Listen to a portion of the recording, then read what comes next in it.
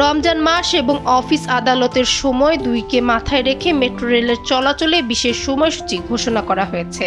সোমবার প্রকাশিত এক বিজ্ঞপ্তিতে বিষয়টি নিশ্চিত করেছে Dhaka mass rapid transit company limited DMTCL।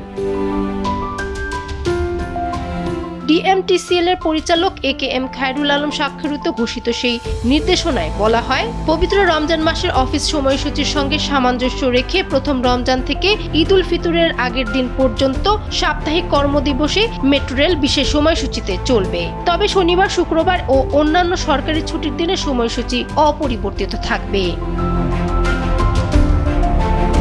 Uttara উত্তর থেকে মতিঝিল রুটে প্রথম ট্রেন ছেড়ে যাবে সকাল 6টা 30 মিনিটে এবং শেষ ট্রেন রাত 9টা 30 মিনিটে। অন্যদিকে মতিঝিল থেকে উত্তরা উত্তর রুটে প্রথম ট্রেন ছাড়বে সকাল 7টা 15 মিনিটে এবং শেষ ট্রেন রাত 10টা 10 মিনিটে।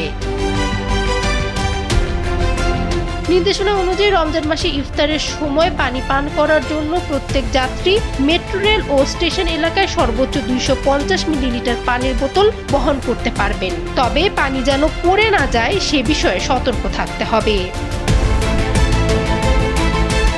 ডেস্ক রিপোর্ট, সময়ের আলো।